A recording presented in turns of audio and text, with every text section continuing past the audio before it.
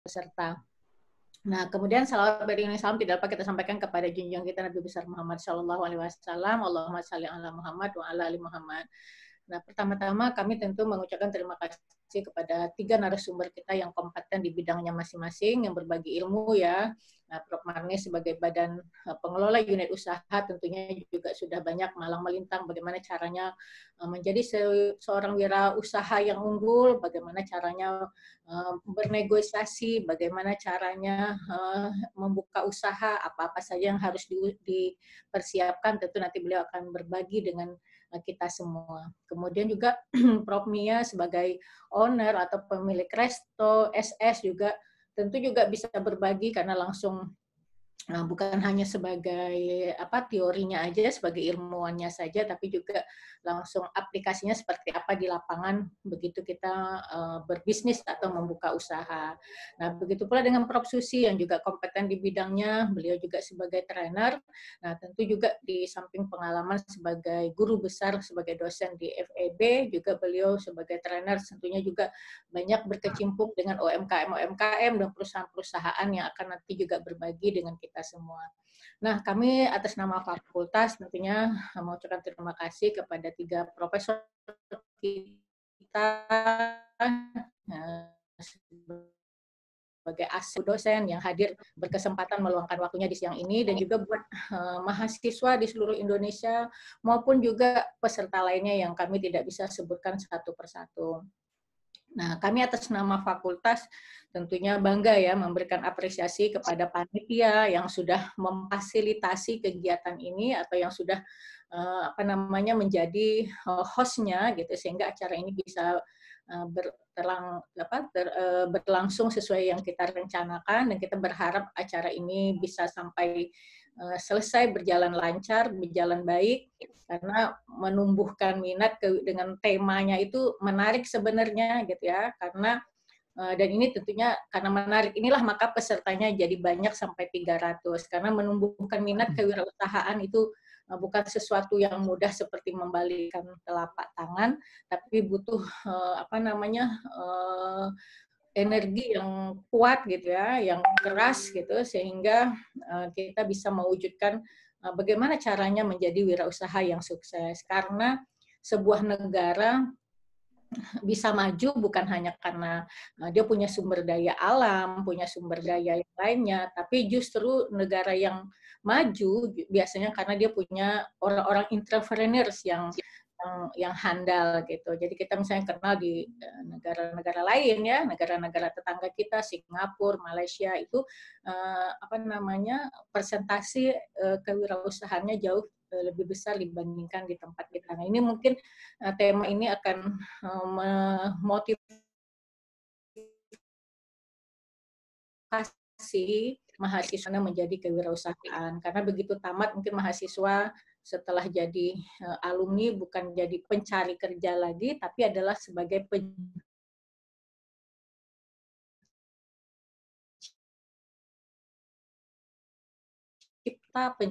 Mungkin itu yang dapat saya sampaikan sebagai pengantar. Sekali lagi terima kasih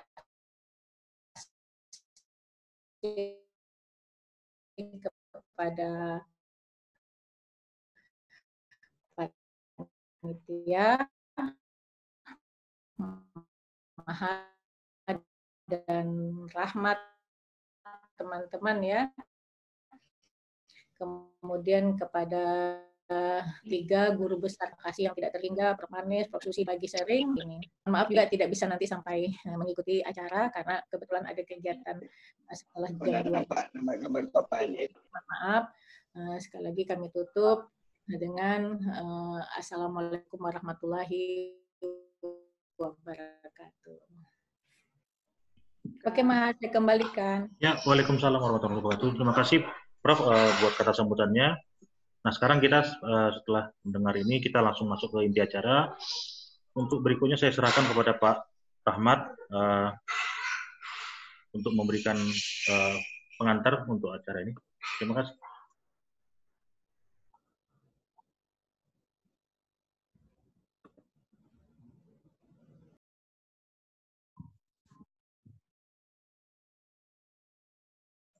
Pak Rahmat, suaranya belum, Pak.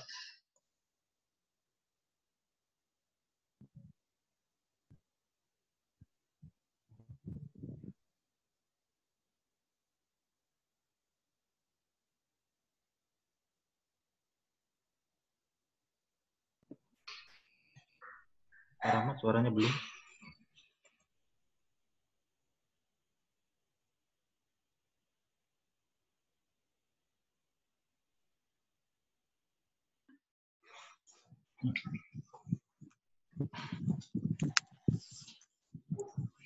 Ya.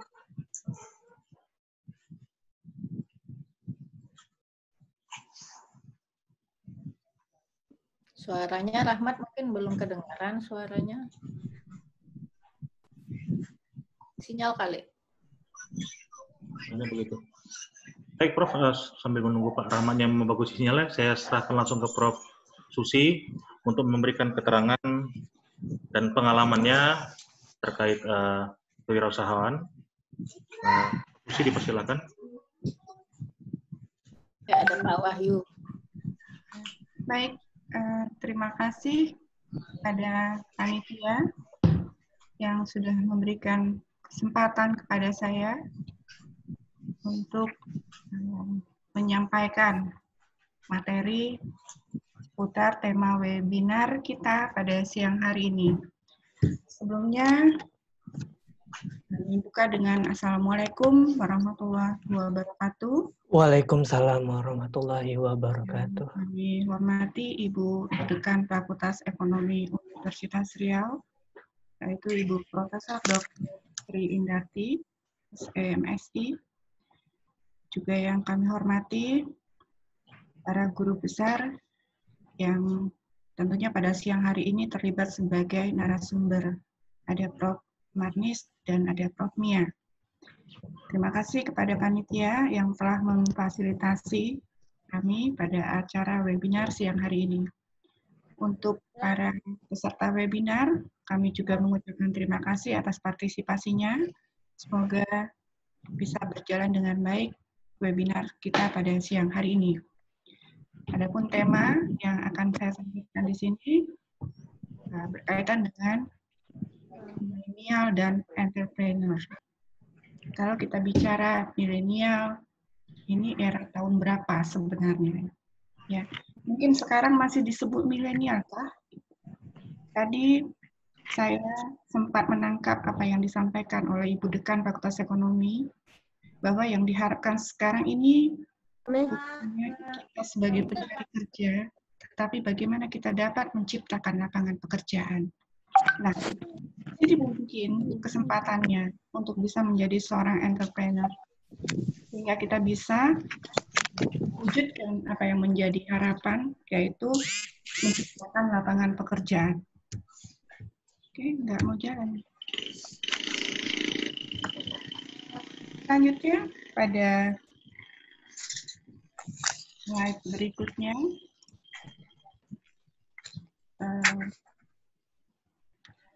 di sini kita bisa melihat beberapa perbedaan antara entrepreneur dengan pengusaha. Selalu kita mendengar orang menyamakan atau antara entrepreneur dan pengusaha kita katakan sama. Sebenarnya memiliki perbedaan yang sangat jelas. Kalau kita perhatikan di sini, perbedaannya ada di mana?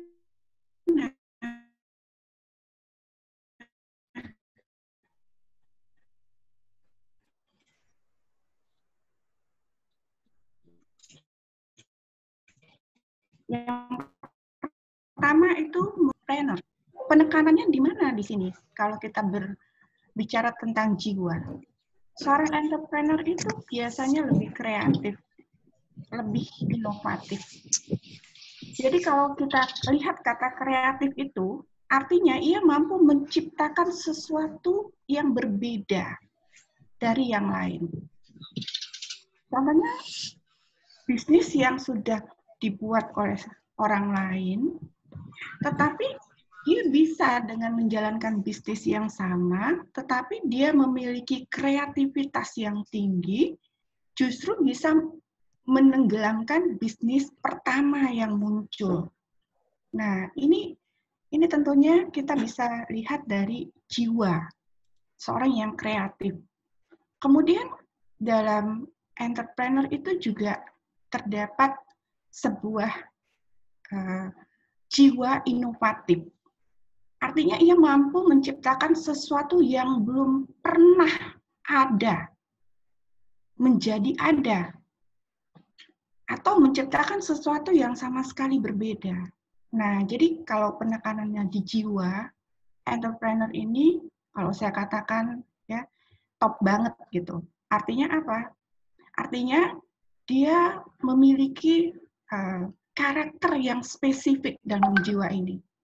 Tidak gampang putus asa, tidak gampang menyerah, sangat ulet. Terus bagaimana dengan pengusaha? Ya, pengusaha tentu juga ya memiliki jiwa yang mana dia mempunyai keinginan untuk bisa meraih keuntungan yang lebih besar, untuk bisa memperluaskan usahanya dengan cepat. Nah, itu ada di jiwa. Kemudian tujuan bekerja dari seorang entrepreneur itu, ya, dia lebih bertitik tolak pada passion-nya. Dia senang apa? Dia hobinya bagaimana? Mengulik-ulik apa gitu, ya. Beda kalau misalnya dari tujuan, pengusaha itu tadi saya udah katakan juga lebih mengarah kepada keuntungan. Ya, jadi bukan berarti pula seorang entrepreneur itu tidak berpikir tentang keuntungan, ya pastinya jelas ada ke sana. Tetapi bukan itu yang utama gitu, ya. Kemudian tujuan akhir dari seorang entrepreneur itu berupa ada kesenangan, ada kepuasan yang dia rasakan kalau apa yang dia lakukan itu dinikmati orang banyak, diakui orang banyak gitu. Nah, berbeda dengan pengusaha, tujuan akhirnya tiada lain adalah kesuksesan. Ya, jadi mereka ini sama-sama ya pelaku usaha. Ya, pengusaha itu ada yang pengusaha besar, ada juga yang pengusaha kecil tentunya ya. Tetapi yang dicarinya adalah kesuksesan. Bagaimana dengan seorang entrepreneur? Apakah dia juga tidak mencari tentang kesuksesan? Ya pasti. Ya, tetapi dia tidak ngotot di awal.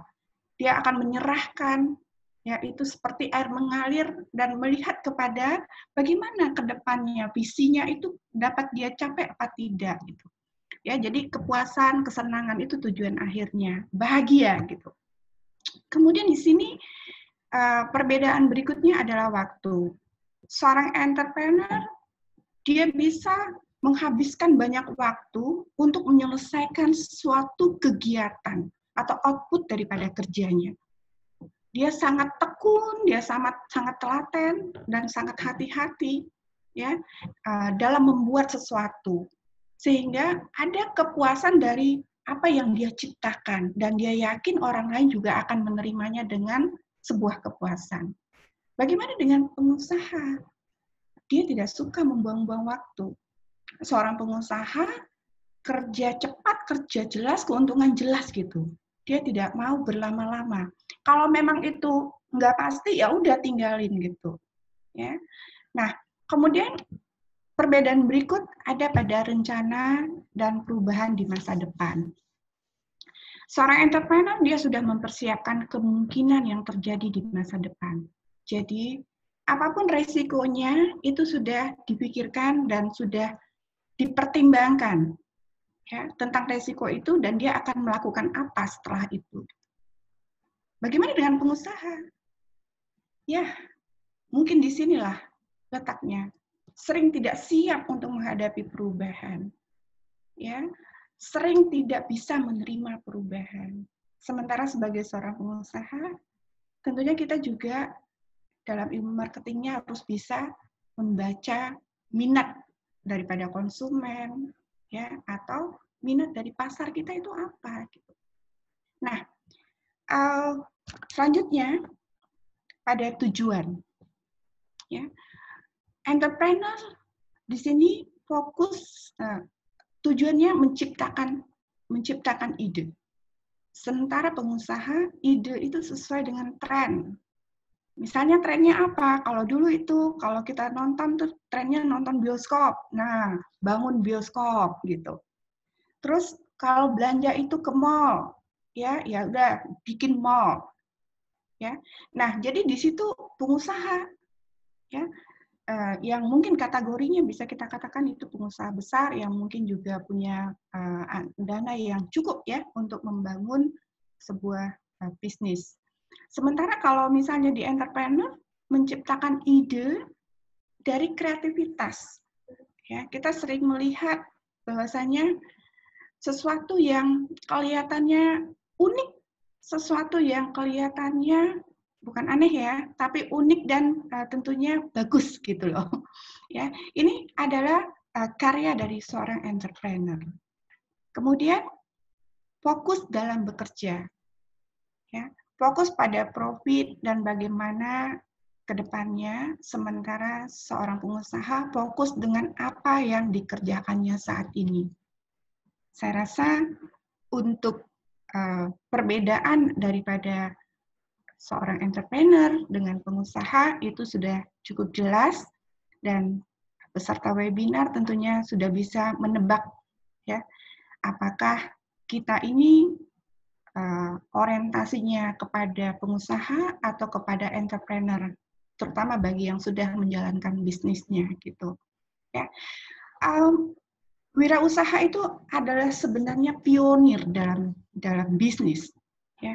Pionir dalam bisnis ini yaitu dia seorang inovator, dia juga seorang penanggung risiko ya.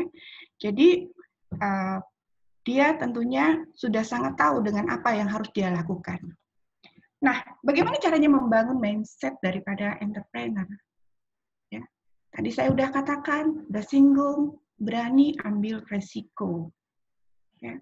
Dan apabila terjadi sesuatu, dia akan siap untuk mencari peluang baru. Nah, kemudian dia memiliki strategi yang matang dalam menjalankan bisnis.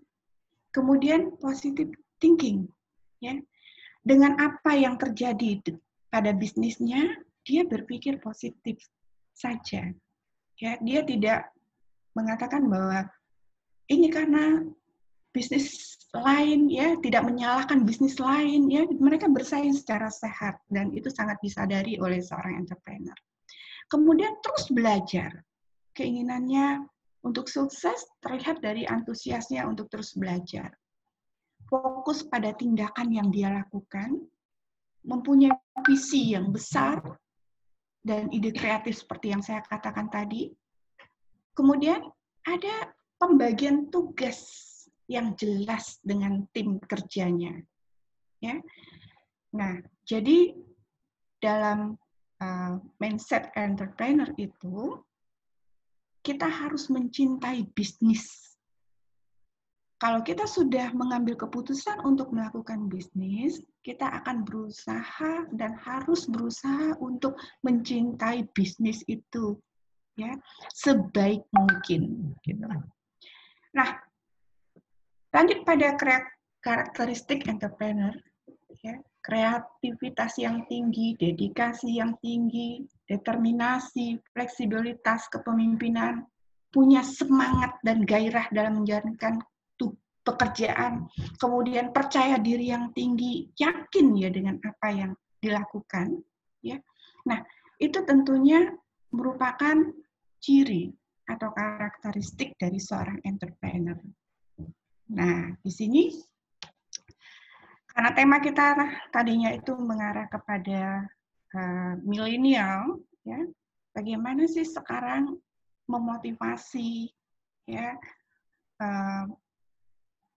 orang-orang atau remaja atau kelompok milenial untuk mau melakukan aktivitas usaha menjadi seorang entrepreneurship, ya. Nah, apa yang harus dia lakukan gitu?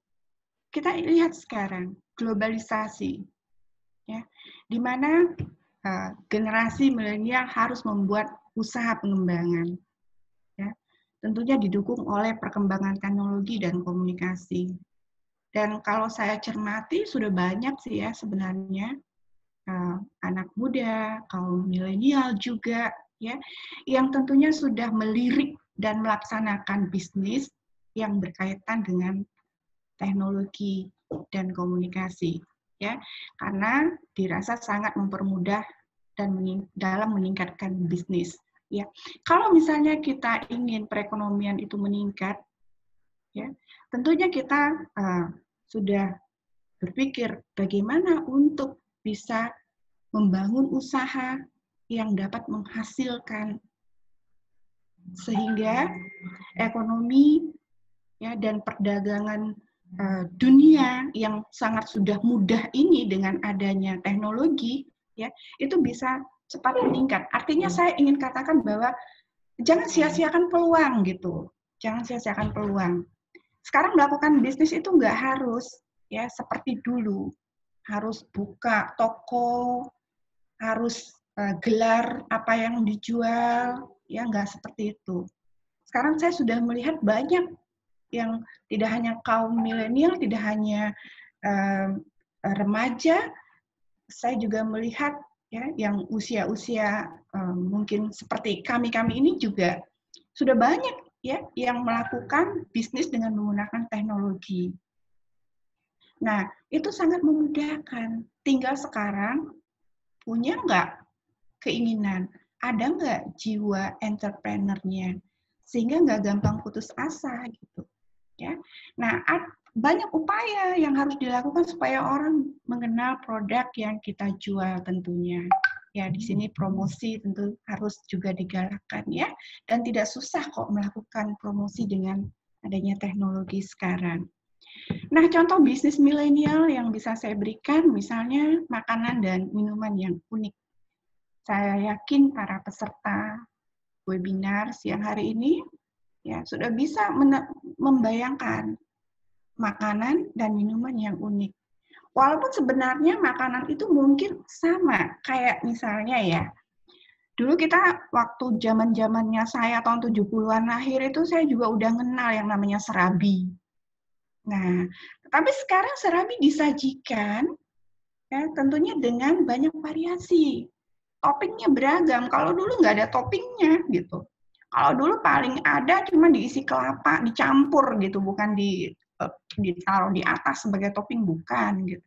Ya, tapi sekarang, nah serabi sudah ada di atasnya keju, sudah ada di atasnya mesis, ada di atasnya pisang, mau apa aja, ya itu sudah mengikuti kepada selera masyarakat saat ini.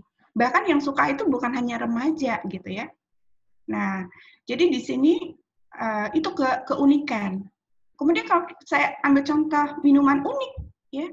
Nah, kalau kita dulu mau minum air jeruk, ya udahlah minum aja, ya jeruk diperes, ya jeruk pres namanya gitu ya. Nah, sekarang mungkin juga dengan menggunakan bahan bakunya jeruk, tetapi diberi variasi dengan barangkali di sini ada buahnya, buah yang lain maksudnya buah-buahannya, ada cherry-nya gitu ya.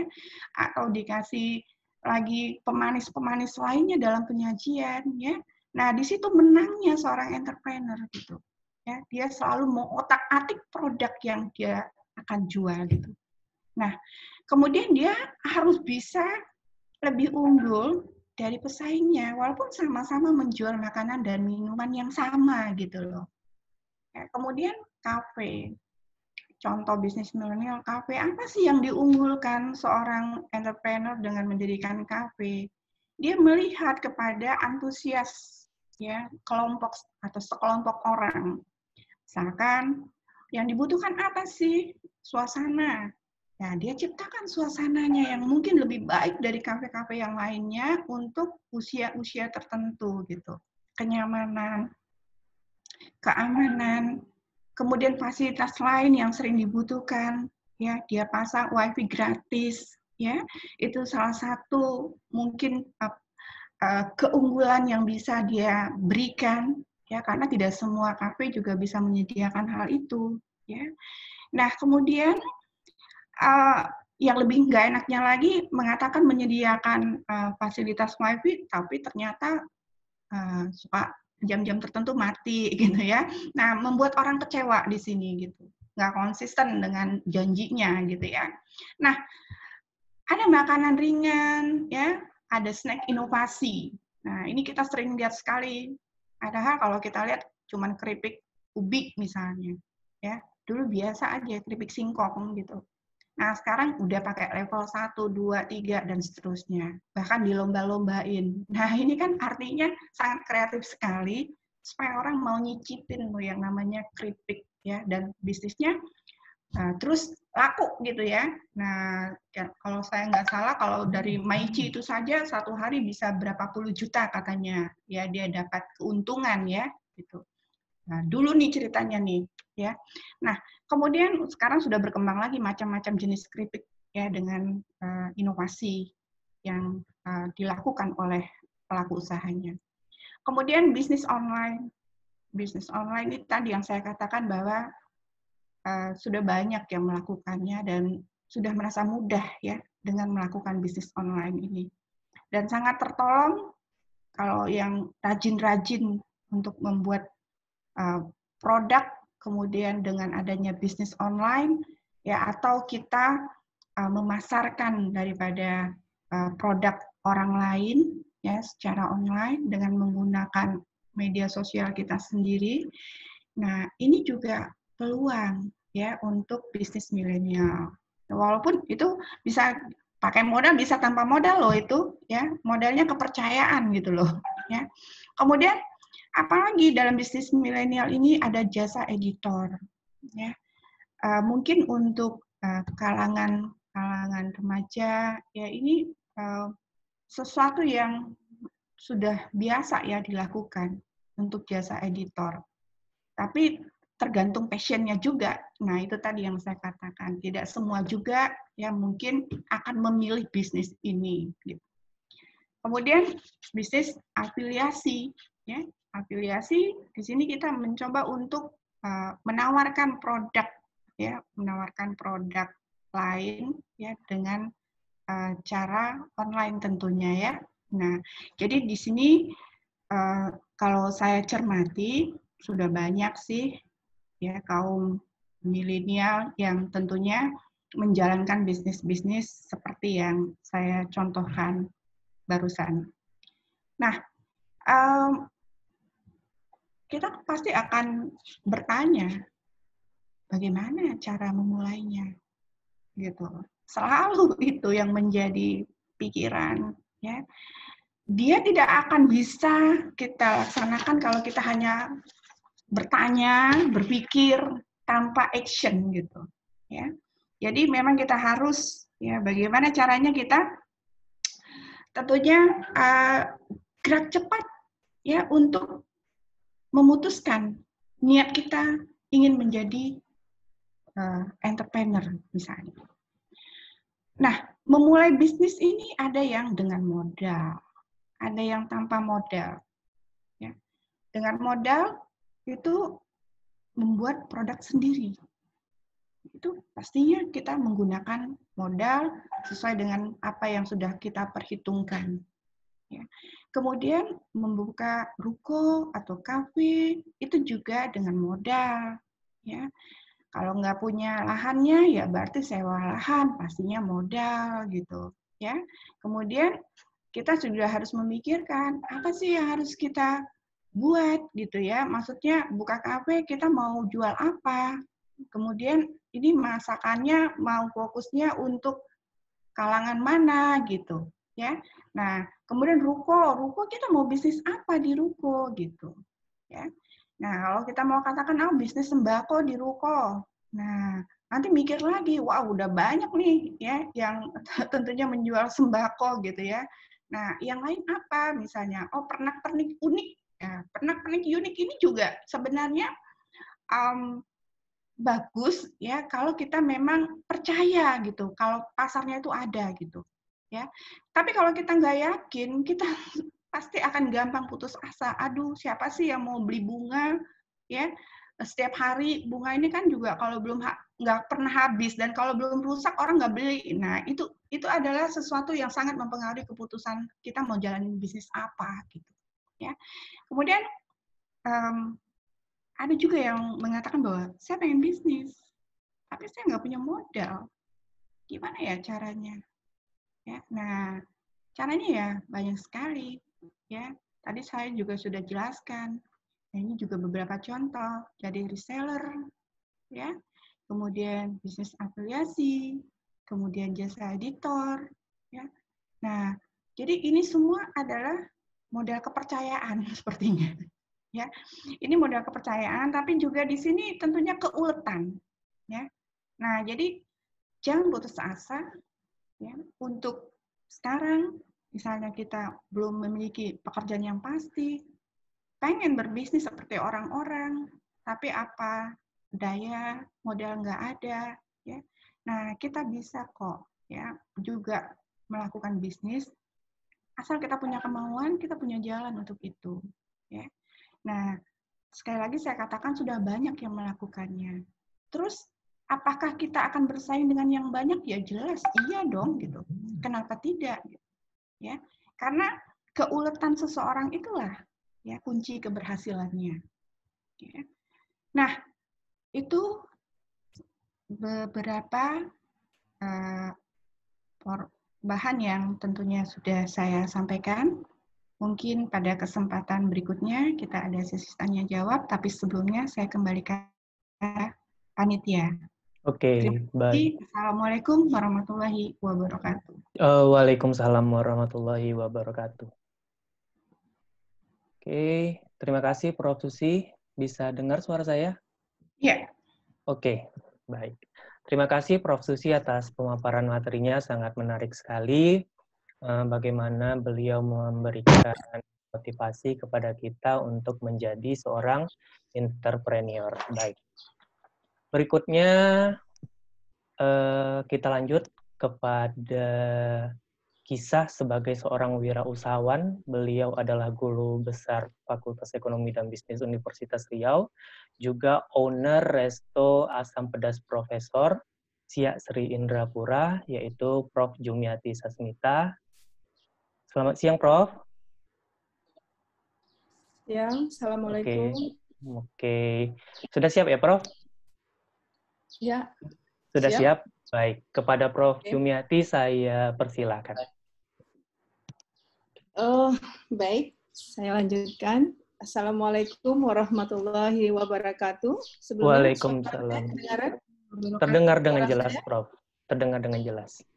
Terdengar dengan jelas? Iya, baik. Oke, baik. Assalamualaikum warahmatullahi wabarakatuh. Para peserta seminar webinar dimanapun Anda berada, saya coba lihat-lihat tadi ramai sekali. Bukan hanya di kalangan milenial, tapi di kalangan ya bapak-bapak dan ibu-ibu juga banyak yang ikutan di dalam seminar ini tentunya. Mungkin mari kita sama-sama belajar atau menumbuhkan minat sebagai entrepreneur tentunya. Next, barangkali saya lanjutkan dari Prof. Susi tadi.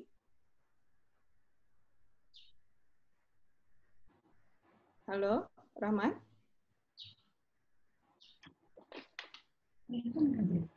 Next lagi. Ya.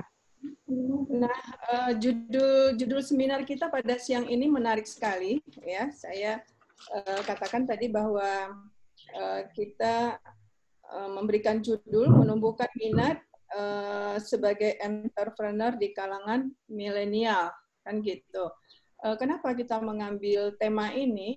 Ya, karena memang berdasarkan datanya itu 40% penduduk Indonesia ini terdiri dari kelompok milenial ternyata, ya. Jadi hampir separuh ya dari penduduk Indonesia ini adalah merupakan kaum milenial.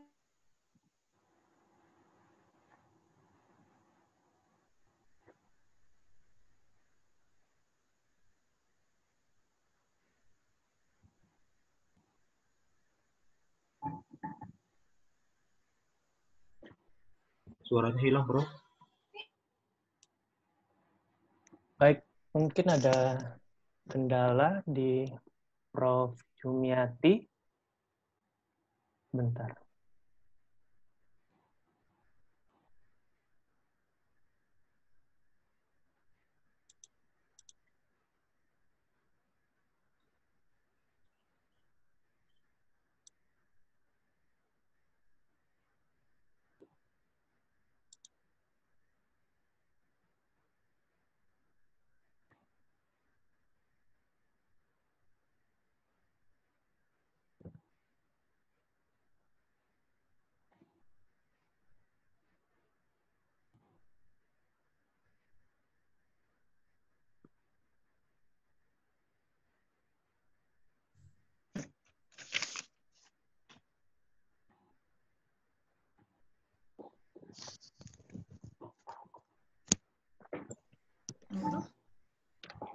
Oke, Prof.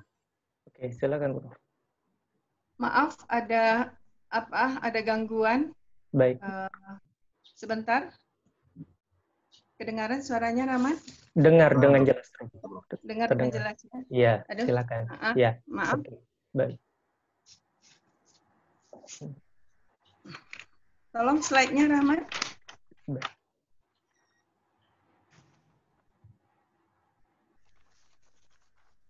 Halo? Ya, Silakan, Prof. Prof. Yang mana, Prof? Silakan. Slide-nya.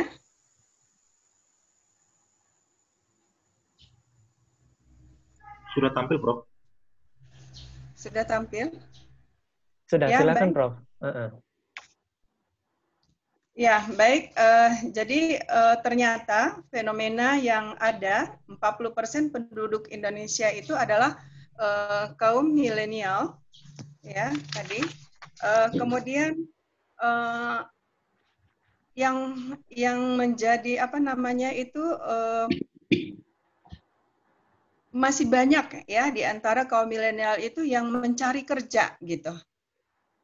Yang mencari kerja itu berdasarkan hasil penelitian juga.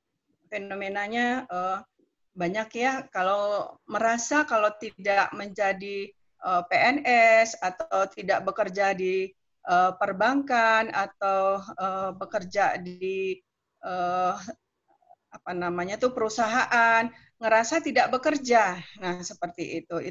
Itu mindset yang ada di kaum milenial juga. Tapi alhamdulillah ya sudah mulai banyak perubahan pada saat ini, sudah banyak juga yang terjun di entrepreneur. Kemudian juga kita lihat fenomena yang ada tidak sabar dan mudah menyerah juga. Nah, itu juga terjadi di sebagian kelompok milenial kita. Kemudian tidak fokus, ya, tidak fokus di dalam melakukan usaha atau berpikir, pengen mungkin karena jiwa mudanya ya, jadi pengen ini pengen dikerjakan juga. Nah, seperti itu.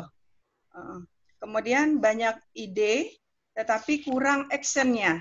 Nah, itu yang terjadi di apa namanya di sebagian kelompok kaum milenial kita. Kemudian kalau kita lihat bahwa apa namanya itu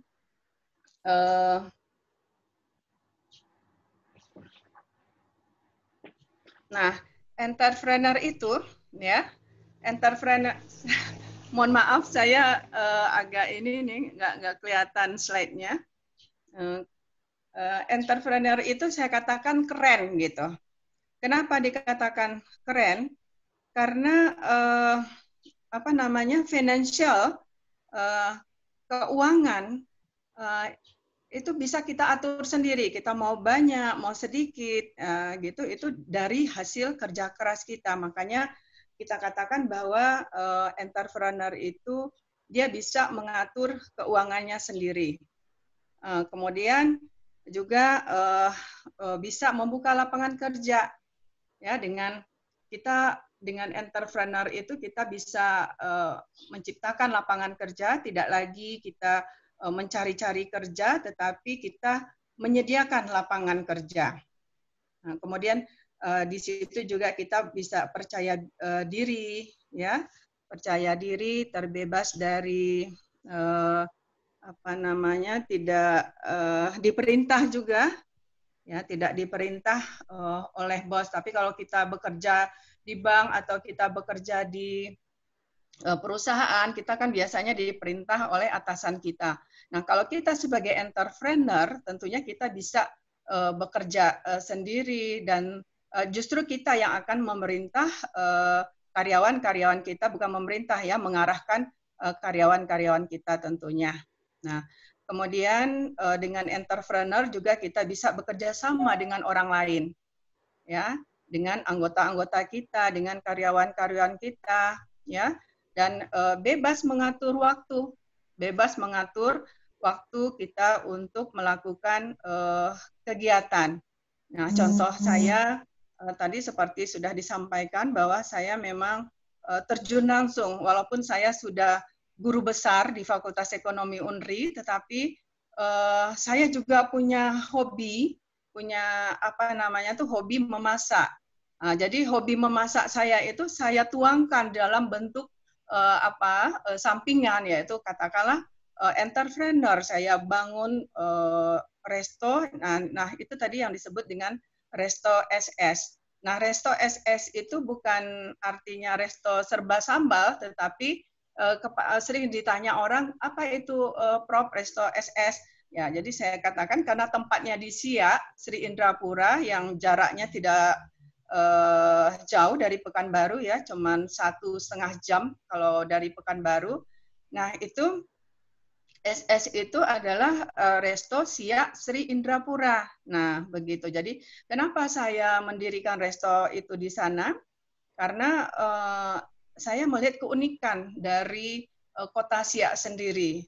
Ya, di sana ada Istana Siak. Bagi teman-teman yang mungkin mengikuti acara ini, yang belum pernah datang ke Riau, yang belum pernah datang ke Siak Sri Indrapura, sekaligus nih saya promosi nih, bisa mencicipi masakan profesor ya, asam pedas profesor seperti moderator katakan tadi. Nah, itu adanya di Siak Sri Indrapura gitu, cuman satu-satunya di Siak Sri Indrapura. Jadi kenapa dikatakan asam pedas profesor, resto SS, menu spesialnya asam pedas profesor. Nah, asam pedas profesor itu karena bumbu racikan asam pedasnya itu saya sendiri yang meracik. Nah, coba adik-adik yang kaum milenial ya, saya aja yang sudah tua begini ya masih mau membangun entrepreneur gitu ya, melaksanakan entrepreneur dengan membuat apa namanya resto SS yang menu spesialnya itu adalah asam pedas profesor. Jadi asam pedas profesor itu saya sendiri yang mengulek bumbunya gitu.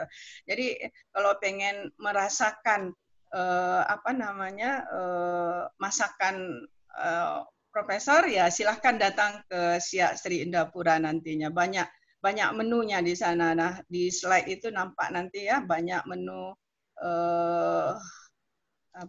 khas Melayu ya yang ada di Siak Sri Indrapura tentunya. Kemudian di samping itu yang mungkin saya akan lebih fokus bercerita sebagai entrepreneur pengalaman saya di resto ini. Ya, kenapa saya mengambil entrepreneurnya di bidang ini ya karena saya hobi memasak tadi. Jadi masakan saya ini ternyata digemari, alhamdulillah digemari oleh turis-turis dari mancanegara, Singapura, Malaysia. Jadi senang dengan ini. Jadi kita kalau mau buat bisnis itu ya seperti Prof. Susi bilang tadi harus ada uniknya gitu.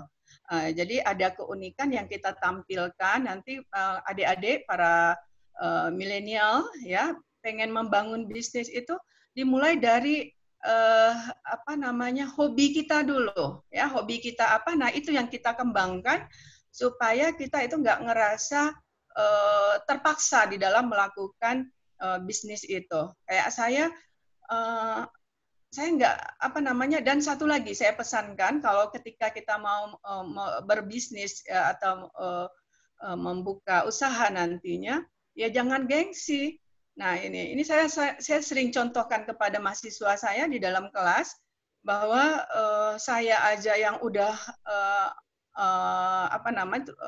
udah guru besar, saya tidak ada gengsi. Jadi belanja ke pasar masih saya memilih ikan-ikan segar itu saya karena hobi, jadi belanja terus sayur-sayurannya saya pilih sendiri sambil menghilang-hilangkan stres. Nah gitu. Jadi saya nggak ada malu, nggak ada gengsi gitu. Jadi, nah itu juga yang harus dihilangkan dari mindset para kaum milenial. Karena sebagian mungkin masih ada sebagian kecil ya ngerasa malu menjadi wirausaha gitu. Ya, merasa malu belanja apa, melaksanakan kegiatan-kegiatan yang tidak wah gitu kan, belanja ke pasar becek-becek dan sebagainya. Itu banyak yang malas, banyak yang malu, gengsi dan sebagainya. Nah, itu yang harus dihilangkan dari kita. Dek, mana apanya nih, Dek? Slide-nya nggak muncul. Bantulah, Dek. Nah. Oke. Nah, kemudian next mungkin. Nah, itu juga balik lagi Rahmat ke atas tadi. Saya mau jelaskan juga. Nah, itu juga ada Ustadz kondang kita ya. Itu foto, itu adik-adik nampak sendiri ya, Ustadz Abdul Somad. Itu juga belum lama ini juga datang ke resto kita, pengen menyobain asam pedas profesor. Nah, itu. Jadi alhamdulillah resto saya itu sudah dikenal oleh banyak orang ya. Jadi kalau pergi ke Siak itu tidak afdol kalau tidak mampir di resto SS. Nah, gitu. Jadi satu lagi mungkin yang ingin saya share juga sama para milenial untuk menumbuhkan minatnya itu, saya katakan bahwa kalau saya disuruh memilih ya antara apa namanya itu sebagai dosen dengan sebagai entrepreneur, mungkin kalau saya belum terjun di dosen, mungkin saya akan memilih entrepreneur karena berhubungan dengan finansialnya tadi ya. Saya boleh gambarkan ini pengalaman saya bagi adik-adik yang mau mencoba di entrepreneur nanti tentunya. Nah, bisa apa namanya pendapatan kita itu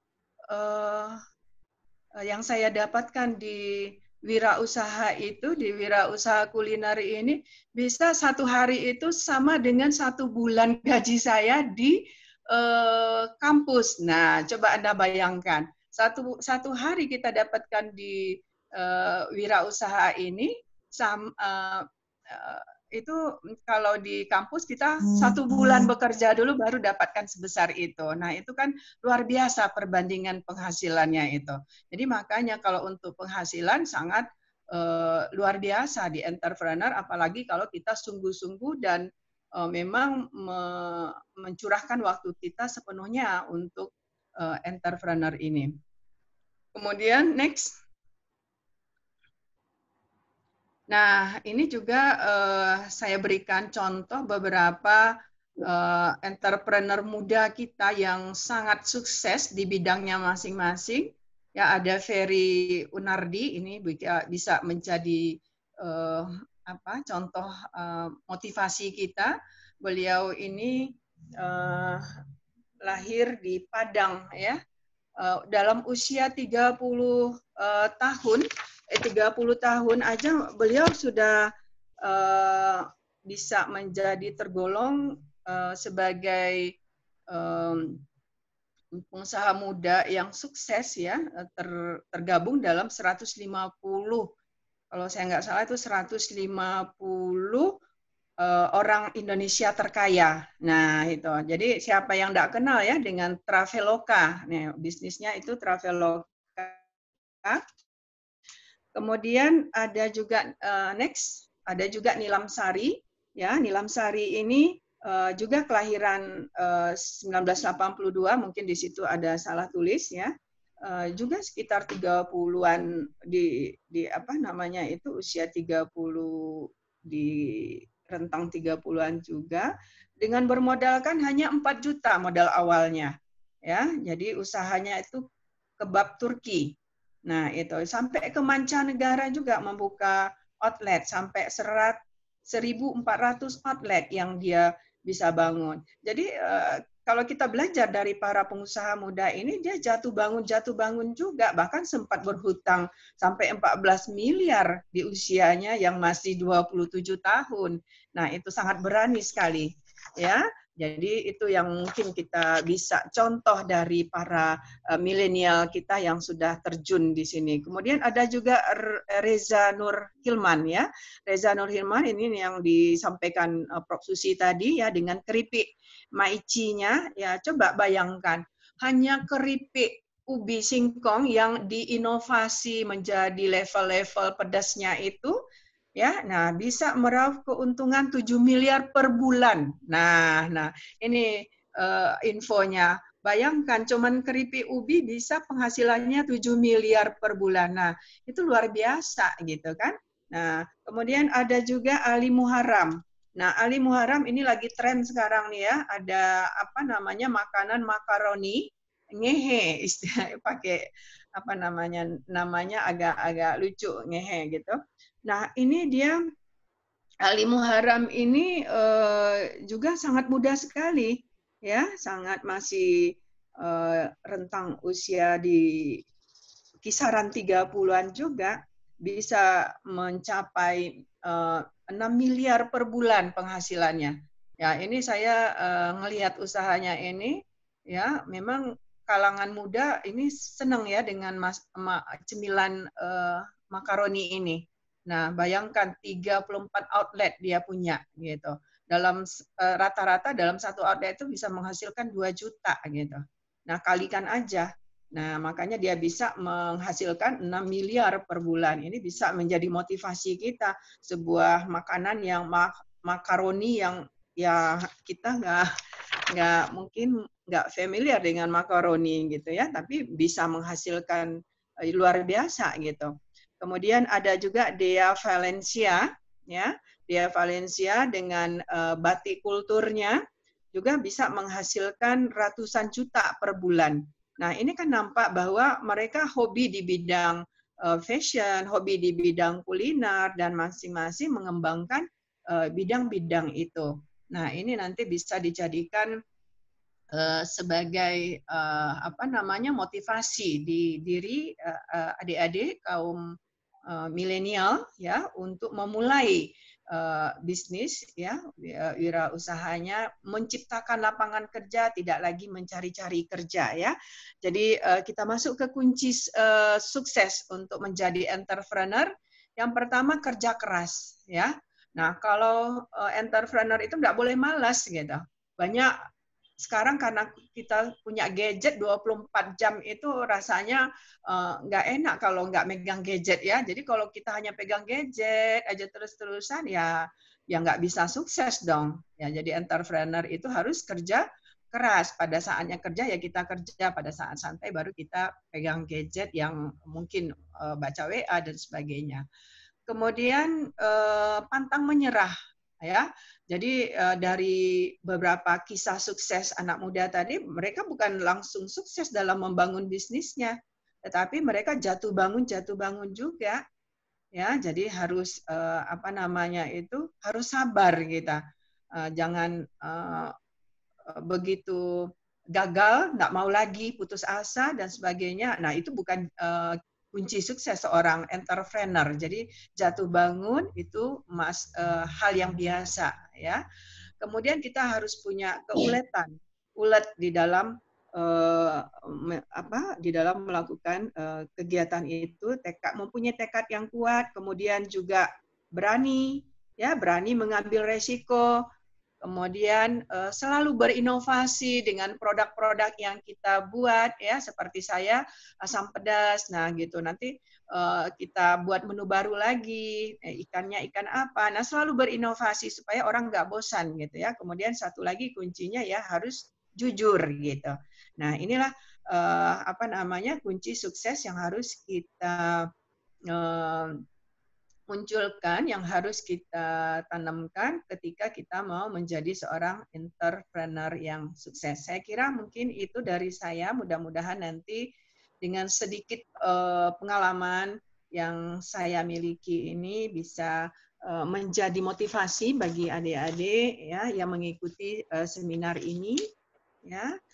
Mungkin kita bisa tanya jawab juga nanti. Saya kembalikan ke moderator. Assalamualaikum warahmatullahi wabarakatuh. Waalaikumsalam warahmatullahi wabarakatuh. Terima kasih Prof. Mia atas paparan ilmu dan pengalamannya yang sangat luar biasa kepada kita semua pada siang hari ini. Oke, mungkin sebelum kita ke narasumber ketiga, Prof. Marnis, kita mungkin melakukan foto sesi bersama. Mungkin Bapak Ibu bisa membuka videonya untuk kita melakukan video gambar. Saya mohon kesediaannya. Oke. Sudah semua terbuka, Pak Maha? Oke. Sebentar Pak, sebentar sedang direkam. Bapak Ibu, saya minta sekali lagi untuk membuka videonya untuk diambil fotonya. Sudah Pak, sudah selesai. Oke, bisa kita mulai. 1, 2, 3. Oke. 1, 2, 3. Oke, 1, 2, 3. Baik. Terima kasih, Pak Maha. Berikutnya, langsung saja kepada narasumber ketiga kita. Beliau adalah Ketua Badan Pengelola Usaha Universitas Riau. Kepada Prof. Marnis, kami persilahkan. Ini belum dibuka dulu. Baik, silakan Prof. Terima kasih. Assalamualaikum warahmatullahi wabarakatuh. Waalaikumsalam warahmatullahi wabarakatuh. Masih selamat siang menjelang sore. Iya, Ya. Prof. Ya. Kita Selamat siang, selamat sore, Bro. Waktunya 1 jam. Nah, jadi nggak apa-apa ya. Iya, Prof. Nggak ada yang nggak ada, kita gratis ya. Gratis kan? Moderator dan host. Bayar kuota, Prof. Kuotanya sampai berapa? Pak Maha? Ya, Prof. Kuotanya sampai jam berapa? Sebenarnya sampai jam 3, Prof. Tapi kita lanjut aja, Prof. Ya, oke. Ya, terima kasih ya. Terlebih dahulu saya mengucapkan terima kasih juga kepada Bu Dekan Fakultas Ekonomi dan Bisnis Universitas Riau, dan juga adinda tersayang saya, 2 orang profesor, yaitu Profesor Susi dan Profesor Mia, yaitu Profesor Juniati Sasmita yang dikenal dengan Profesor Mia ya. Nah, 2 orang profesor ini adalah profesor-profesor andalan dari jurusan manajemen Fakultas Ekonomi Universitas Riau. Nah, baiklah para peserta lainnya, saya ucapkan selamat bergabung ya. Yang terdaftar sebanyak 300 orang, 301 ya. Tapi barangkali karena sesuatu hal tidak bisa bergabung di webinar kita ini. Nah, juga terima kasih saya ucapkan pada Dinda Rahmat ya, dan Maha, juga Dinda Sri Wahyuni, baru nongol, baru wajahnya yang cantik jelita tadi ya. Nah, jadi dari pembicara awal yaitu Prof. Susi dan Prof. Mia, para peserta yang mengikuti webinar ini sudah bisa mengambil kesimpulan. Jadi saya tidak akan mengulang-ulang lagi apa itu entrepreneurship, apa itu kewirausahaan, apa bedanya dengan dengan pengusaha. Nah, ini tadi juga sudah dijelaskan oleh beberapa atau oleh pembicara terdahulu ya, oleh Susi dan oleh Bu Mia. Nah, di mana yang sangat penting sekali yang harus dimiliki oleh para milenial. Nah, yang dimaksud dengan para milenial itu adalah yang lahir tahun 1980 sampai tahun 2000. Nah, jadi kalau saya, Prof. Mia dan Prof. Susi itu kami lahir di bawah tahun 1980. Ya, jadi tidak milenial lagi, tetapi adalah para kolonial. Nah, tuh ya, ada milenial, ada kolonial.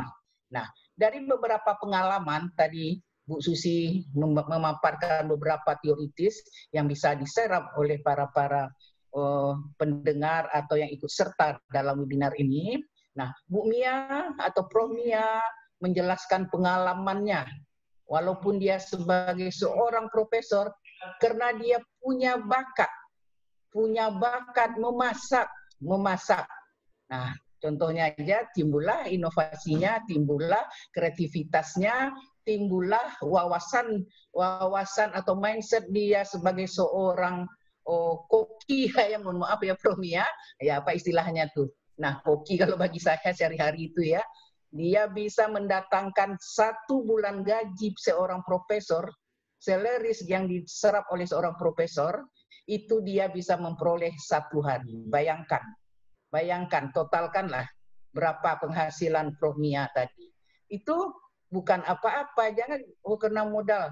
Kebanyakan yang jadi kendala, yang jadi permasalahan bagi kaum milenial dalam terjun ke dunia entrepreneur ini adalah modal. Nah, ya, modal. Nah, contoh ya, ini wawasan komersial dan kesadaran akan pasar ya. Nah, jadi saya itu nggak usah lah yang ini tadi udah dijelaskan. Nah, ini modal nih, butuh modal. Nah, di Universitas Riau sendiri ada suatu badan yaitu P2K2. P2K2 dulu adalah di bawah naungan BPU atau di bawah naungan Badan Pengelola Usaha.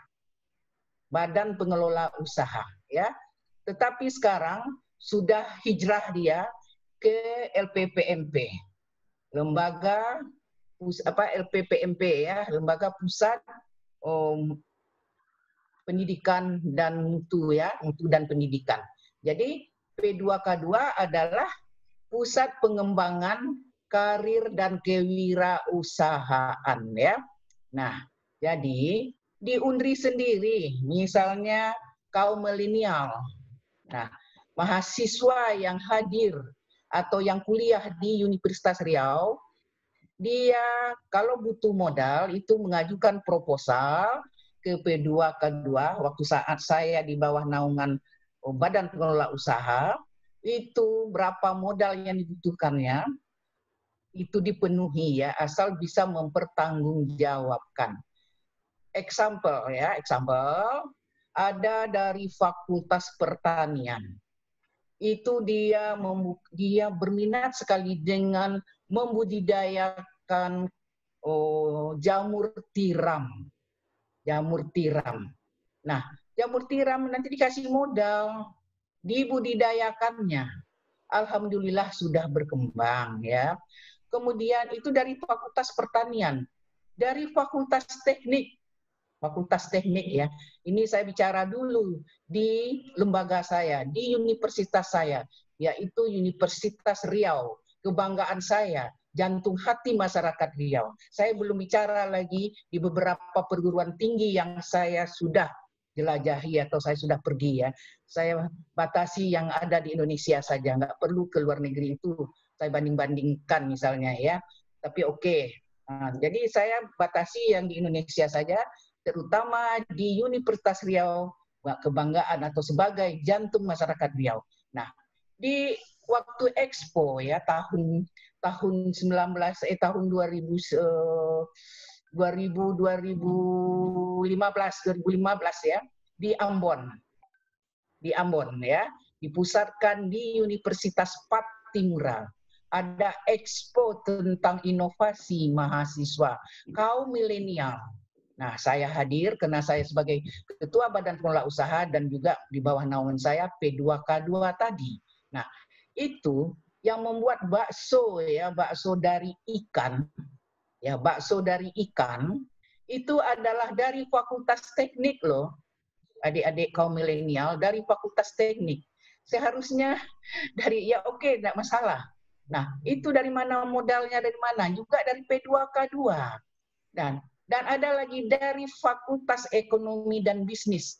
Di tempat naungan saya benar-benar di Fakultas Ekonomi dan Bisnis, itu Universitas Riau, ada dulunya 3 orang mahasiswa yaitu kaum milenial, dia membuka usaha membuat jilbab kerudung wanita dari bahan batik Riau. Nah, Hanya saja lama-lama laun udah tamat sang pionir jilbab batik Riau, tidak ada pengkaderan, kaderisasinya hilang lenyap di telan masa. Ya, kemudian juga banyak yang lain-lain ya. Nah, saya Sumatera Utara yang saya kunjungi, Universitas Sumatera Utara, ada dari Fakultas MIPA-nya ya, Fakultas Ilmu Pasti dan Alamnya itu, seorang wanita, seorang milenial perempuan, dia menciptakan obat ya yang bisa mengobati penyakit diabetes loh. Nah, dia membuat suatu kajian, mengembangkan di laboratorium karena bapaknya adalah seorang diabetes melitus tadi. Tidak punya uang lagi untuk berobat. Waktu itu BPJS tidak seharum semerbak zaman sekarang ini ya. Nah, jadi dia langsung di laboratorium di Universitas Sumatera Utara kajian. Ya, tempat Bu Prof Mia itu kuliah ya. Nah, jadi berhasil lah yang wanita tadi, yang kaum milenial tadi, perempuan, ibu lupa namanya, Regita kalau nggak salah ya, lupa ibu, siapa lupa ibu ini. Nah, itu juga ikut dia waktu expo di Ambon tadi. Nah, itu sekarang sudah menjadi milioner. Bapaknya sembuh, nah uang juga berlari ke sang pioner yang untuk obat dan menciptakan obat dari tetes bunga tebu. Nah, bukan dari apa-apa, dari bunga tebu. Nah, itu Sumatera Utara ya. Nah, kemudian dari Universitas Andalas tetangga kita. Itu kaum milenialnya itu mereka itu ya jangan modal. Tadi kan kita bicara masalah modal pasti ini. Yakinlah, kami mau jadi ini Bu, kami mau jadi ini Pak. Bilang sama sang dosen ya, terutama sama ibu lah. Kami tidak punya modal. Nah, kalau yang kata Bu Susi tadi, buy online, nah, terus juga afiliasi, itu sangat bagus dengan zaman teknologi yang canggih ini. Tanpa kapital, tanpa modal, kita bisa meraih puluhan juta, ratusan juta. Bahkan kata Prof Mia bisa menjadi milioner juga tadi ya. Ibu nggak perlu lagi menjelaskan. Nah, dia juga diundang tadi, mereka asal-usulnya iya, iseng-iseng, di online tadi, apa yang dibutuhkan, keripik-keripik yang kata Bu Mia tadi juga ya. Nah, mereka juga udah bisa biaya sekolah kuliah sendiri, bisa juga menyekolahkan anak-anaknya. Anak maksudnya anak dari orang tuanya ya, membantu adik-adiknya atau saudaranya. Mohon maaf sekali lagi, ibu sendiri juga. Ibu ini dari kecil memang nenek ibu itu turunan pedagang di Kuansing. Yang disebut orang adalah toke dah dulu tuh ya. Toke beras lah dialah kan, pedagang. Jadi jiwa ibu itu ingin berdagang itu ada. Walaupun sama dengan Bu Prof Jumiati Sasmita tadi. Dia seorang profesor, ibu juga seorang profesor, tidak segan-segan. Ibu ya, kita lihat peluang pasar kita. Apa peluang pasar tadi ya? Lagi musim apa? Misalnya ya. Waktu itu adalah boomingnya batu cincin. Nah, permata. Ya, permata itu terdiri dari dua, ada yang batu asli, ada juga permata olahan. Ya, berlian. Nah, kalau batu asli batu akik ya. Nah, ibu juga ditunjuk sebagai pembina di pasar apa namanya itu, di pasar yang ada di Pekanbaru ini ya, Riau, pembina di Riau. Nah, bagaimana? Ibu juga ikut membuka peluang bisnis tadi. Nah, ibu didiklah anak-anak ibu. Ya, kebetulan anak ibu juga dari Fakultas Teknik dan juga satu orang dari Fakultas Ekonomi dan Bisnis, jurusan akuntansi. Nah, ibu buka peluang pasar, ibu sewalah di emper-emperan toko di daerah Panam dekat kampus kami ini ya, kampus Universitas Riau. Nah, apa yang dihasilkan? Apa yang dihasilkan? Satu malam itu kita dapat net profit setelah kita kurangi dengan biaya-biaya, dengan kosnya. Nah, itu minimal satu malam itu bisa kita dapat 7.500.000. Nah, itu tidak sebanyak Prof Mia ya, tapi kita bisa. Nah, saya berdayakan mahasiswa-mahasiswa saya yang hanya tinggal menyusun laporan akhir alias skripsi. Nah, mereka satu malam bisa bawa pulang uang sekitar 200 sampai 250. Nah, jadi itu ya. Jadi peluang pasar itu harus kita lihat dulu. Jangan asal-asal buka usaha. Nah, kemudian apalagi? Kita juga bisa membuka, seperti Ibu juga istilahnya membudidayakan ayam potong. Nah, Ibu di belakang layar, tapi anak Ibu yang tampil sebagai entrepreneur milenialnya. Nah, jadi kaum muda, ayolah bersama-sama, termotivasilah kaum milenial untuk membuka usaha dengan menciptakan kewirausahaan tadi, sebagai wirausaha, sebagai entrepreneurship tadi ya. Yang jadi masalah setiap Ibu memberikan suatu sebagai fasilitator, yang disebut adalah kendalanya modal. No ya, no problem modal tadi, kapital tadi ya. Tetapi adalah tekad yang bulat, yang kata Prof Susi dan Prof Jumiati tadi. Kalau tidak ada bakat ya, terus pantang menyerah kita itu. Ini tidak. Ini sedikit udah ada ini, udah cerah, udah duduk ya. Kadang-kadang sistem dagang Cina. Nah, tadi kalau nggak salah Bu Mia, kalau nggak salah ya, atau Bu Susi, sewa toko dan segala macam. Sistem dagang Cina. Misalnya seorang anak milenial, ya, dia jualanlah air, bukan air apa namanya nih, air apa ini, Aqua zaman dulu kalanya kan itu Aqua, walaupun mereknya yang lain tapi disebut juga Aqua karena sudah menguasai pangsa pasar ya.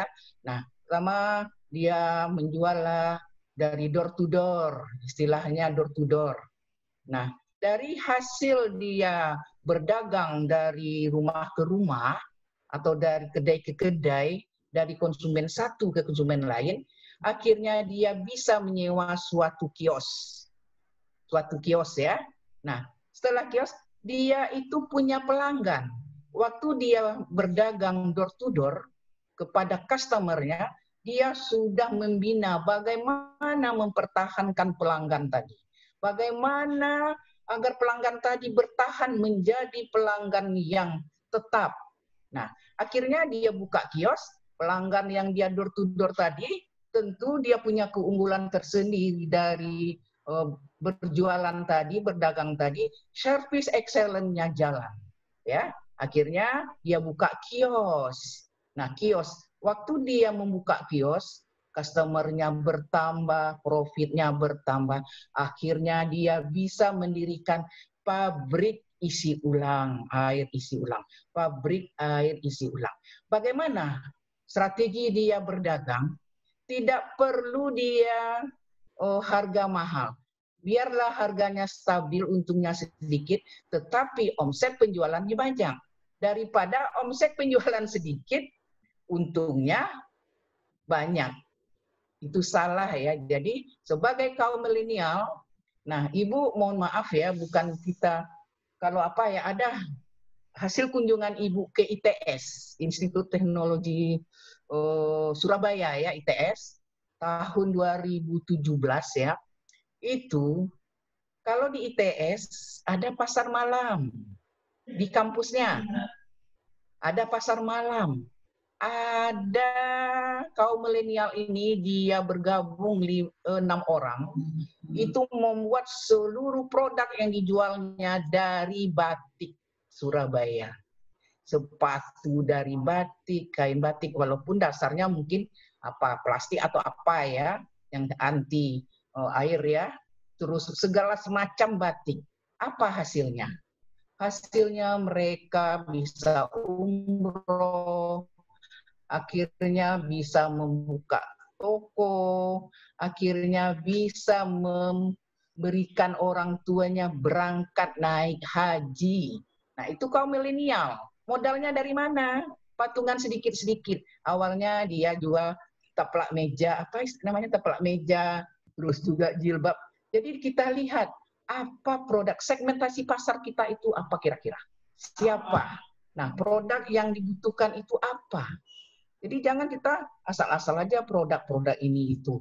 Tapi pasarnya tidak ada. Terjadilah overproduction. Kalau sudah overproduction tentu rugi. Alah rugilah, untuk apalah inilah, beralih aja lah. Enaklah menjadi pegawai negeri, tak bermodal. Enaklah kerja di bank, yang kata Prof. Mia tadi, tak bermodal. Modal bagi yang wanita hanya cantik saja. Bisa bermakeup, yang laki-laki yang gagah, perkasa, seperti Pak Rahmat, Pak Rahmat yang moderator, atau Pak host tadi ya, Pak Maha tadi ya. Nah, jangan sasaran kita itu sebagai kaum milenial, jangan sebagai ASN saja, atau sebagai employee di particular atau di perusahaan-perusahaan. Tadi ide yang diberikan atau materi yang diberikan oleh Prof. Susi dan Prof. Mia yang diberikan oleh Prof. Mia itu berdasarkan pengalaman-pengalaman beliau ya. Nah, saya juga di bidang pertanian. Di bidang pertanian juga saya bercocok tanam yaitu tapi hortikultura. Hortikultura itu di mana dengan kita membudidayakan mengolah lahan tanah sampai menghasilkan lebih kurang 3 bulan. Seperti kacang panjang, apa istilahnya buah-buahan ya, sayur-sayur mayur. Nah, kita bisa mempekerjakan kaum petani. Nah, siapa pengelolanya? Bukan ibu sebagai seorang profesor, tapi ibu adalah pionirnya, penggerak. Yang menggerak ibu sebagai penggerak, tapi anak ibu, anak kandung ibu ya. Nah, mereka walaupun ada kerja tetap, seperti kandang ayam tadi ya, kandang ayam yang luasnya panjangnya adalah 120 meter, lebarnya adalah 8, bisa menghasilkan selama 21 hari 10.000 ekor ayam. Jadi 21 hari loh saya, bisa kita 10.000. Modalnya dari mana? Modalnya ya dari, nah ada modal itu dari orang tua, kan pasti ada loh, pasti ada. Tapi bagaimana mindset daripada kaum milenial ini memelihara ya? Jadi seperti yang dikatakan Bu Mia tadi, Ibu sangat setuju, begitu juga dengan Bu Susi.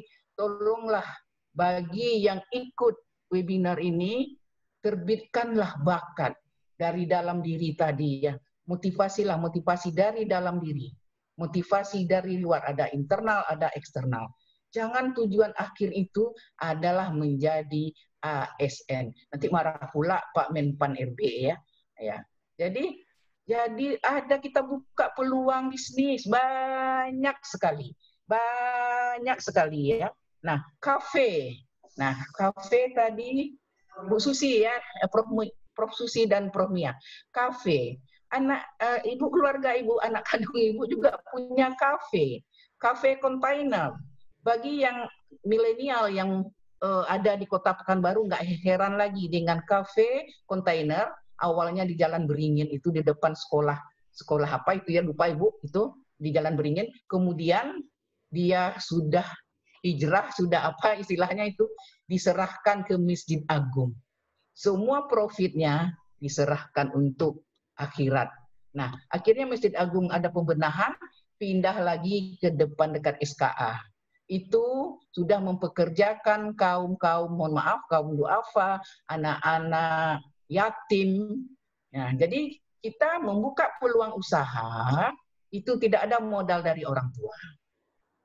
Walaupun dia ada kerja tetap ya, tapi anak-anak ibu itu membuka usaha sendiri. Jadi hasil dari itu profitnya diserahkan juga kepada untuk kaum duafa. Jadi kita berusaha, kita juga ingat bahwa kita nanti akan kembali ke dunia yang abadi ya. Nah, selanjutnya marilah ya kaum milenial yang lahir tahun 1980 sampai tahun 2000 tadi. Jadi bukalah mindset Ananda itu ya. Misalnya kalau nggak ada bakat mengelola, nggak punya pengetahuan dan keterampilan, takut gagal. Takut gagal ini hilangkanlah takut gagal. Kenapa? Tadi kata Prof. Susi, kata Prof. Mia, apapun usaha kita pasti penuh dengan risiko. Kenapa? Uncertainty, penuh dengan ketidakpastian. Walaupun dia penuh dengan ketidakpastian, kita ada strategi kita. Bagaimana yang penuh dengan ketidakpastian tadi, bagaimana taktik dan strategi kita membinanya. Tentu kita harus melakukan atau melihat kiri kanan atas bawah. Kita belajar kepada orang yang berhasil. Jangan kaum milenial ya, melihat orang yang berhasil itu, iyalah dari bapaknya, iyalah dia adalah tetesan atau dinasti dari orang tuanya. Tidak. Yang dijelaskan oleh Prof. Mia atau Prof. Susi tadi, tidak semuanya ya ada dinasti dari turun-temurun dari orang tuanya ya. Marilah kaum milenial, jadilah entrepreneur yang bonafide. Tentu mulai dari bawah, jangan merasa malu. Nah, saya sendiri waktu membuka batu cincin tadi dengan ikatannya tadi, saya ikut mulai dari sudah maghrib sampai jam 3 subuh. Keasikan loh, keasikan. Kenapa tidak asik? Tiap malam kita bawa uang 7.500.000, net profitnya 7.500.000. Kalau malam minggu bisa sampai subuh. Nah, sekali seminggu itu kadang-kala sampai 10 juta loh sayang, 10 juta. Nah, kebiasaan dengan anak milenial kata sayang karena sebaya anak semua ya. Nah, jadi ayo mari. Nah, kalau toh bisa ketemu kami bertiga, walaupun yang ikut berpartisipasi dalam webinar ini, bisa by phone. Nah, bisa by email. Ya, apa kira-kira strateginya agar bertahan gitu ya. Nah, Prof. Mia juga dia sudah melakukan kaderisasi kepada putranya. Pada putranya ya, SS tadi itu pada putranya. Nah, putranya juga aduh gimana ini gimana. Padahal dia pandai bergaul. Nah, jadi kuncinya kita harus ada koneksi dalam arti kata kaum milenial pasti tidak dia sendiri, bukan one man show atau one woman show ya, pasti kita punya teman. Nah, kalau ya memang selera berbeda-beda ya, rambut sama hitam selera berbeda-beda. Kita lakukan dulu kajian penelitian, misalnya kita lakukan marketing research. Kira-kira apa produk yang dibutuhkan? Yang kecil saja dulu. Nah, mohon maaf, di Fakultas Ekonomi dan Bisnis, itu jurusan 3 jurusan, jurusan akuntansi, jurusan manajemen, dan jurusan ekonomi, ya. Itu misalnya jurusan kami, jurusan manajemen, itu dalam 1 semester tadi pasti dilakukan, pasti ada expo mahasiswa atau expo kegiatan mahasiswa, expo inovasi mahasiswa. Nah, setelah 2 minggu ya, setelah selesai expo tadi harus ada yang tinggal. Misalnya yang membuka outlet atau membuka apa namanya waktu pameran itu, waktu expo ada kira-kira jual makanan segala macam itu kira-kira 50 orang. 50 orang atau 50 apa istilahnya nih, 50 lapak-lapak itu ya. Nah, setelah selesai 10 hari atau 15 hari, tolonglah tinggallah lapak itu minimal 5. Jangan setelah expo berakhir pula sang lapak tadi. Tidak ada yang tinggal. Padahal peluang pasarnya sudah ada, yaitu mahasiswa ya. Nah, di dalam kita beranjak kepada menjadi entrepreneur ini, kita harus pandai bernegosiasi. Bernegosiasi itu jangan lupa. Nah, contoh ya, contoh kaum kolonial itu kan dah kaum kolonial ini. Nah, kita UNRI, Universitas Riau, Badan Pengelola Usaha, mendaftar ke Pertamina Pusat di bawah naungan Pertamina Retail untuk meraih SPBU ya, Nah, itu yang mendaftar 54 perguruan tinggi terkemuka di negara kita. Apa yang terjadi, kaum milenial yang Ibu sayangi? Kita yang dibangun dulu SPBU kita di Universitas Riau ini. Padahal kita yang terakhir mendaftar. Artinya kita orang Pertamina Retail telah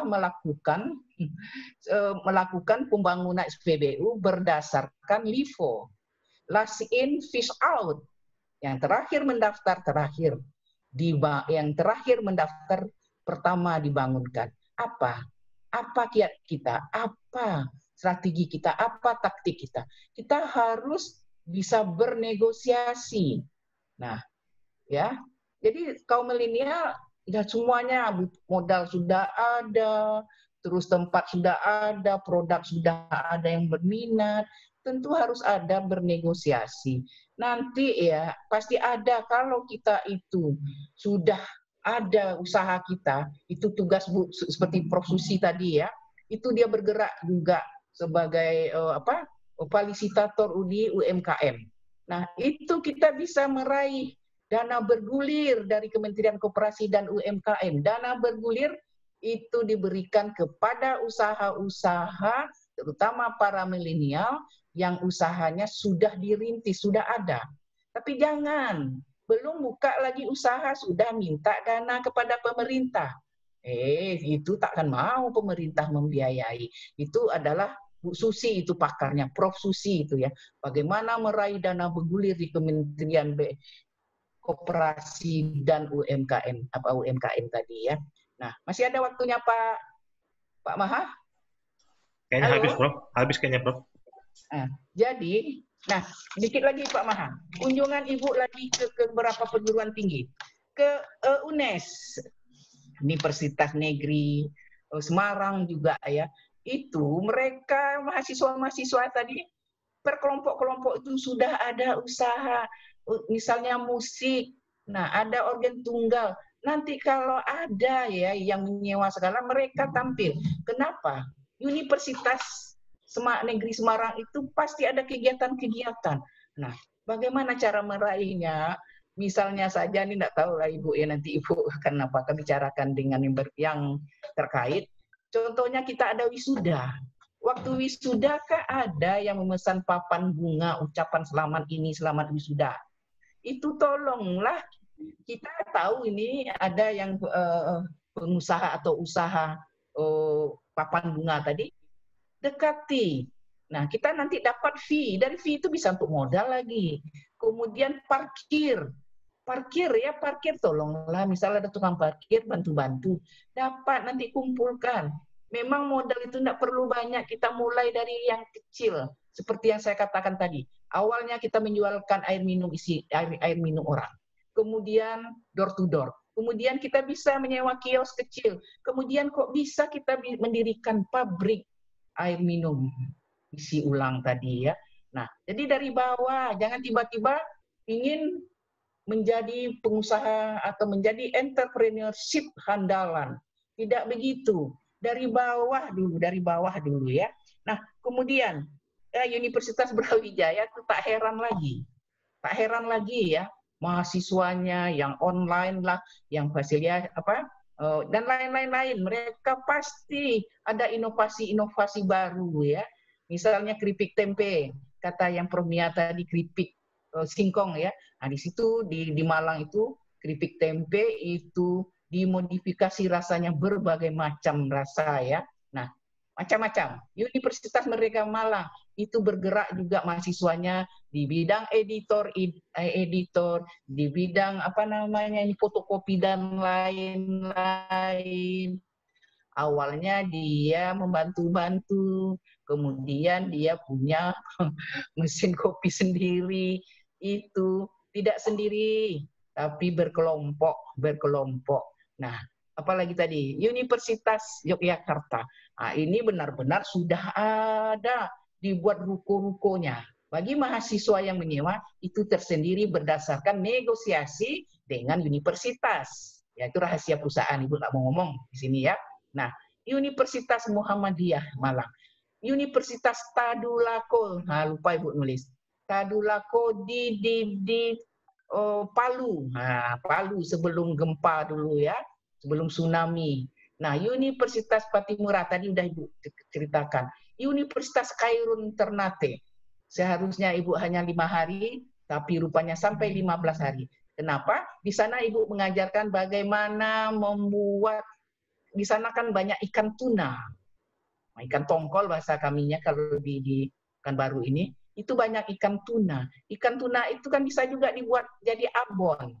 Nah, kebetulan ibu saya dan kawan-kawan dari Fakultas Perikanan ya, itu ada desa binaan kami di Koto Masjid Kabupaten Kampar dan Kabupaten Kampar Provinsi Riau, itu dari masyarakat tidak subsistem, hasil pertaniannya tidak cukup untuk biaya hidup, sekarang syukur alhamdulillah sudah menjadi masyarakat yang sejahtera. Nah, jadi Ibu, pengalaman Ibu di Koto Masjid Provinsi Riau, Ibu aplikasikan, Ibu terapkan di Ternate. Apa yang terjadi? Di Ternate juga di rumah-rumah masyarakat tadi, mereka masing-masing punya home industry, membuat kue dari kue bagia. Nah, macam-macam ya, itu di Khairun. Kebetulan Ibu di Universitas Khairun Ternate mengundang Ibu sebagai narasumber. Nah, dan lain-lain. Yogyakarta apalagi. Ibu yakin, marilah, ayolah kaum milenial. Jangan sasaran akhir setelah tamat itu menjadi PNS, menjadi ASN, kerja di bank, berdasi. Yang berdasi ada juga door to door sayang. Nah, jadi seperti Prof. Mia dan Prof. Susi tadi, Ibu sangat setuju sekali dua profesor Ibu, teman sejawat Ibu tadi yang merupakan sudah seperti adik sendiri, marilah. Nah, kalian yang kaum milenial kalau tidak sempat hari ini bertanya dan segala macam, kami siap ya untuk menerima bagaimana menjadi preneur yang handal ya. Mungkin sekian, terima kasih. Wassalamualaikum warahmatullahi wabarakatuh. Waalaikumsalam warahmatullahi wabarakatuh. Sekali mendengar pengalaman Prof. Marnis melihat usaha kaum milenial di berbagai kampus yang ada di Indonesia. Terima kasih Prof. Marnis. Oke, Pak Maa, kita masih ada waktu atau bagaimana? Satu pertanyaan bisa untuk ini. Tadi ada satu orang yang bertanya, boleh tanyakan sebentar. Kayaknya sebagai rangkuman. Baik, saya rangkumkan. Ini ada pertanyaan. Nah, menjadi entrepreneur itu pasti ada masanya bisnis kita ini menurun. Nah, tipsnya Prof untuk mempertahankan bisnis kita itu bagaimana? Terutama bisnis ini di bidang pendidikan seperti bimbel. Terima kasih. Yang mana nih? Silakan Prof. Silakan. Oh, saya? Ya, silakan Prof. Baik. Oh, baiklah. Terima kasih pertanyaannya. Iya, Prof. Oke. Bisnis bimbel itu sudah sejak lama ada dan sangat digandrungi oleh remaja ya, yang dari SMA mau masuk kuliah, kemudian dari SMP mau masuk SMA, bahkan nggak ketinggalan yang SD masuk SMP pun ikut bisnis bimbel. Nah, bagaimana dengan mereka-mereka yang sudah menekuni usaha bisnis bimbel ini untuk saat sekarang, di mana ada PSBB ya, pembatasan sosial berskala besar, sekolah-sekolah aja libur, terus masukin ke bimbel, sama aja gitu ya, tentu khawatir ya orang tuanya gitu. Nah, sekarang kalau kita mau bikin secara online bisa ya, tetapi kita pasti juga pesimis ya, karena ada ruang guru gitu ya. Nah, tapi kita nggak boleh terlalu pesimis seperti itu. Kalau kita memang yakin ya bahwasanya bisnis bimbel kita yang sudah kita rintis sejak lama ini mengalami kemunduran ya karena adanya pandemi COVID ini, sehingga orang takut ya untuk belajar di kelas, ya kita juga bisa bikin secara online gitu. Bagaimana caranya kita meyakinkan mereka untuk bisa sukses belajar secara online, dan selain itu mereka tentu juga akan kita pertimbangkan untuk fasilitas-fasilitas ya, kemudian lagi keringanan daripada biaya, ya itu juga mungkin akan jadi pertimbangan gitu. Nah, memang sih ruang guru kalau saya lihat sih apa namanya wajar ya, boleh dikatakan murah gitu ya. Nah, tetapi di sini kan siapa yang mau dia bergabung, kemudian kalau yang nggak mau ikut hari itu ya nggak apa-apa gitu ya. Nah, ini mungkin kita punya trik lain bagaimana caranya kita konsisten jamnya gitu, sehingga mereka juga merasa nggak sia-sia mengeluarkan biaya ya atau anggaran khusus untuk belajar secara online melalui bimbel-bimbel yang ada gitu. Memang pernah contoh ya, saya juga ditawarkan untuk mengikut sertakan ya anak saya untuk masuk bimbel. Terus saya tanya berapa orang satu kelas, terus dijawab 12 orang ya. 12 orang. Wah, kalau 12 orang walaupun pakai masker saya juga khawatir gitu ya, ada cara lain nggak? Nah, terus mereka juga menyampaikan bahwa bisa kok ya kita juga secara online gitu, tidak harus datang ke tempat gitu. Nah, ini saya rasa juga sangat menjanjikan bisnisnya bisa bertahan gitu loh. Mungkin dari saya seperti itu. Terima kasih. Oke, terima kasih Prof. Susi untuk penjelasannya. Baik, terima kasih kepada Bapak Ibu peserta webinar pada hari ini dan terutama kaum milenial ya yang masih bertahan menyimak webinar kita pada sore hari ini. Mungkin itu yang dapat saya sampaikan. Saya kembalikan kepada Bapak Moderator, Pak Maha, silakan. Baik Pak Moderator, saya Pak, hostnya Pak. Tapi ya terima kasih buat profesor yang sudah membagikan ilmunya, Prof. Marnis, Prof. Susi, Prof. Mia juga tadi ada profesor dari Universitas Sumatera Utara yang ikut sama kita, Ibu Dalimunte, apa Pak? Bapak Dalimunte saya kurang paham juga. Pada intinya kita semua berbagi pengetahuan, berbagi waktu, tidak ada sesuatu hal yang terbuang sia-sia. Kita harus mencari cara menjadi orang yang kreatif setiap saat, agar seperti yang sering disebutkan orang tua saya, jangan terpaku sama satu pintu yang tertutup, tapi coba lihat di belakang sebelah pintu itu jangan-jangan ada 10 pintu yang terbuka. Jadilah orang yang kreatif dan terlalu tingkatkan ilmu kita akan menjadi orang yang digunakan orang lain, walaupun ada satu pintu yang tertutup. Kira-kira begitu. Buat semuanya, terima kasih buat waktunya. Saya tutup meeting hari ini, dan sampai ketemu di webinar di waktu yang akan datang. Terima kasih. Assalamualaikum warahmatullahi wabarakatuh. Salam.